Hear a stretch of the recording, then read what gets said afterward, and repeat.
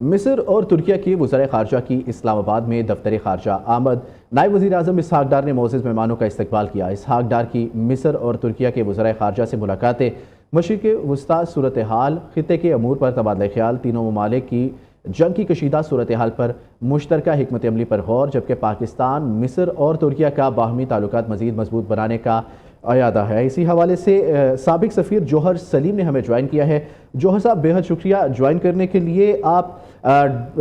Diplomatic معاملات کو بخوب جانتے ہیں کہ کس طرح سے یہ نبھائے جاتے ہیں۔ آج اسی سلسلے میں مشرق وسطیٰ میں قیام امن کا مشن جو ہے وہ پاکستان نے سنبھالا ہے۔ اسلام آباد میں بڑی بیٹھک ہونے جا رہی ہے، اس کے کیا آؤٹ کم نکل سکتے ہیں؟ پاکستان کیا کردار ادا کر سکتا ہے؟ جی، پاکستان تو ابھی بھی آلریڈی ایک بہت اہم کردار ادا کر رہا ہے۔ دیکھیں، پاکستان کیونکہ ان چند ملکوں میں شامل ہے جس پہ جو سارے فریق ہیں اس جنگ میں، ایک طرف امریکہ ہے، دوسری طرف ظاہر ایران ہے، پھر جو خلیجی ممالک ہیں ظاہر اس وقت وہ بھی ایک فریق بن گئے ہیں بیکاز ایران کی طرف سے ان پہ حملے جاری ہیں۔ تو یہ سارے ہی پاکستان پہ بہت زیادہ اعتماد کرتے ہیں۔ پاکستان کے برادرانہ تعلقات ہیں ایران کے ساتھ، برادرانہ تعلقات ہیں سعودی عرب اور باقی خلیجی ممالک کے ساتھ، اور بہت ہی نزدیکی تعلقات ہیں امریکہ کے ساتھ بھی۔ تو وہ اس لیے ایک فیسیلیٹیٹر اور ایک میڈیٹر کے طور پہ پاکستان کا کردار ابھر کے سامنے آیا ہے۔ اب یہ دیکھیں کہ آج ہی جس طرح ایران نے اعلان کیا کہ پاکستان کے جھنڈے تلے 20 جو وہاں پہ آئل ٹینکرز ہیں یا بحری جہاز ہیں وہ ان کو گزرنے دیں گے اسٹریٹ آف ہارمز سے، ہر روز 2 ٹینکرز کو یا جہازوں کو، بحری جہازوں کو۔ تو یہ ایک بہت بڑی چیز ہے کہ صرف پوری دنیا میں پاکستان کے جھنڈے تلے وہ الاؤ کر رہے ہیں۔ تو ابھی جو فارن منسٹرز جہاں پہ آ رہے ہیں جس میں ایجپٹ اور ترکیہ، ابھی دونوں بہت ہی اہم ملک ہیں، اور سعودی عرب تو ظاہر اس معاملے میں ان کا تو بہت ہی اہم کردار ہے۔ تو یہ وہ ملک بھی ہیں خصوصاً ترکیہ اور ایجپٹ جس پہ بہت اعتماد باقی ممالک بھی پاکستان کی طرح کرتے ہیں، یہ جو فریق ہیں اس جنگ کے۔ تو اس لیے یہ جو ہے نا، یہ پیش بندی ہے سمجھ لیں ایک قسم کی کہ ان مذاکرات سے ایک راہ ہموار ہوگی۔ پھر ڈائریکٹ جو مذاکرات ہیں ایران اور امریکہ کے بیچ میں، اس کے لیے کیونکہ اس کے لیے بھی دیکھیں یہ ساری خبریں تھیں کہ امریکہ سے وہ ایک وقت میں تو جے ڈی وینس بھی آنے کے لیے تیار تھے، اور ایران سے بھی جو ہے ان کے اسپیکر جو ہیں وہ جو اس وقت بہت ہی ایک انتہائی اہمیت جو ہے ان کو حاصل ہے ایران کے معاملات میں۔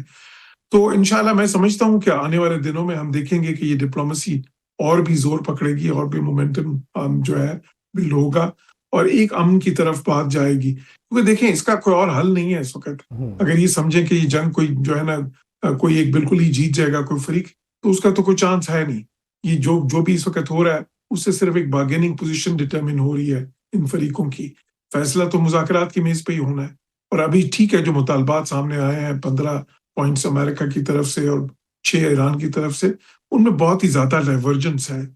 لیکن یہ مذاکرات کے ذریعے ہی ممکن ہوتا ہے کہ اس ڈائیورجنس کو آپ کنورجنس میں بدلیں، اور کسی ایک چیز پہ دونوں سائڈ لچک کے ساتھ، ایک فلیکسیبلٹی کے ساتھ، پھر ایک آپ پیج پہ آئیں جہاں پہ کوئی معاہدہ ہو سکے۔ اور دیکھیں اس جنگ کا ختم ہونا نہ صرف ان فریقوں کے لیے بہت ہی اہم ہے،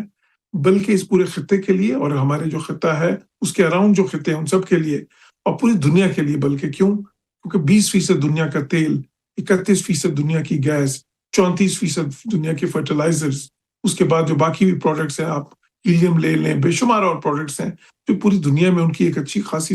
جو سپلائی ہے وہ صرف اس ریجن سے جاتی ہے۔ تو اگر یہ جنگ طوالت اختیار کرتی ہے تو پھر دنیا کو صرف ایک انرجی کرائسس کا سامنا نہیں ہوگا، بلکہ ایک فوڈ کرائسس کا سامنا ہو جائے گا، کیونکہ یہ فرٹیلائزرز اگر وقت پہ نہیں پہنچیں گی وہ ان سارے ایگریکلچرل لینڈز میں جہاں سے پوری دنیا کے لیے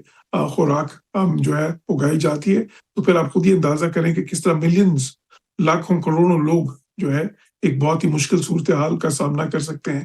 تو اسی لیے پوری دنیا کی نظریں اس وقت پاکستان پہ ہیں۔ اسلام آباد محور بنا ہوا ہے اب دنیا کی ڈپلومیسی کا، اور ہم امید کرتے ہیں انشاءاللہ کہ ان ملاقاتوں سے اب جو ہے نا امن کا راستہ ہموار ہوگا۔ اچھا جوہر صاحب، اجلاس میں شریک ترکی اور مصر کے بارے میں آپ نے بات کی کہ بہت اہمیت کے حامل یہ ممالک ہیں، کیونکہ ان کے دنیا کے دیگر ممالک کے ساتھ بڑے جو ہیں وہ مضبوط ریلیشن شپس ہیں۔ کیا صرف یہی وجہ ہے کہ اس اجلاس میں یہ ممالک شریک ہیں، یا دیکھا جائے تو یہ اسٹریٹجیکلی بڑے امپورٹنٹ ممالک ہیں، مشرق وسطیٰ کے اطراف میں یہ بستے ہیں؟ کیا یہ بھی وجہ ہے؟ جی بالکل، ظاہر ہے کہ ان کی جو اسٹریٹجک لوکیشن ہے، جیو اسٹریٹجک لوکیشن رہا تھا، وہ تو ہے ہی، لیکن ساتھ ہی ساتھ دیکھیں اہم چیز کیا ہے۔ مصر اور ترکیہ وہ ملک ہیں پاکستان کے ساتھ جن پہ یہ سارے فریق جو ہیں، بے شک امریکہ ہو، بے شک ایران ہو، یا سعودی عرب، ظاہر ہے خلیجی ممالک بھی اس وقت ایک فریق ہی بن چکے ہیں، کیونکہ ایران تو ان پہ بھی حملے کر رہا ہے۔ تو وہ ان سب کے ساتھ ان دونوں ملکوں کے تعلقات بہت اچھے ہیں، اور پھر جو اسلامی دنیا ہے اس میں ان دونوں ملکوں کا بہت ہی نمایاں ایک کردار ہے۔ تو اسی لیے اس موقع پہ میں سمجھتا ہوں، اور پھر سعودی عرب کا ہونا بہت ہی ضروری ہے، کیونکہ دیکھیں سعودی عرب جو ہے نہ صرف اسلامی ملک، دنیا کا ایک انتہائی اہم ملک ہے، بلکہ وہ سب جو مقدس مقامات وہاں پہ جو ہے اس کی وجہ سے ایک خاص عزت جو ہے نا اس کو حاصل ہے۔ پھر یہ کہ اس معاملے میں جو ہے ابھی جو جنگ جاری ہے اس میں تو سعودی عرب کا کردار، بیکاز وہ صرف سعودی عرب کو ریپرزینٹ نہیں کریں گے ان کے فارن منسٹر، وہ تو پورا جو خلیجی ممالک ہیں سارے ان کا پرسپیکٹو یہاں پہ ریپرزینٹ کریں گے۔ تو اس لیے میں سمجھتا ہوں کہ یہ چناؤ بہت ہی اچھا ہے کہ یہی ملک ہیں جو مل کے ایک انتہائی اہم کردار ادا کر سکتے ہیں مصالحت کی طرف۔ جی جوہر سلیم صاحب، آپ ساتھ ہی رہیے گا، آپ سے مزید بھی بات کریں گے، کیونکہ ابھی ہمارے نمائندے ذیشان سید نے اسلام آباد سے ہمیں جوائن کیا ہے، ان سے بھی بات کریں گے۔ اور آپ ہی کی جانب دوبارہ آؤں گا جوہر سلیم صاحب، یہ بتائیے گا کہ یہ جنگ جو ہے وہ ہم دیکھ رہے تھے کہ آج اس کو 1 مہینہ مکمل ہو چکا ہے، اور بڑی تباہی دیکھی گئی ہے، اس ممالک میں ہلاکتیں بھی ہوئی اور بڑا جانی و مالی نقصان دیکھا گیا ہے، اسرائیل کا بھی، مشرق وسطیٰ کے ممالک کا بھی اور ایران کا بھی۔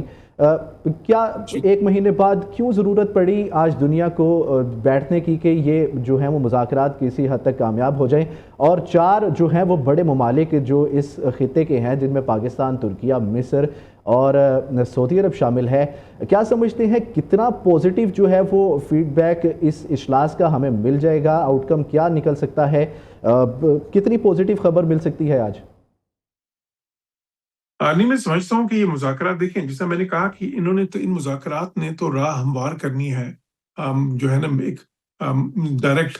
جو ہے نا ٹاکس جو اس وقت فریق ہیں اس جنگ میں ان کے بیچ میں، تو اس میں سعودی عرب کا آنا، سعودی عرب تو اب ظاہر ہے کہ اس جنگ کے اس وقت جو فریق ہیں، جیسا میں نے کہا کہ اس میں کسی اعتبار سے اب وہ جو ہے نا کیونکہ ایران مسلسل اٹیک کر رہا ہے خلیجی ممالک پہ، تو اس میں سعودی عرب کا تو وہ کردار بھی ہے۔ تو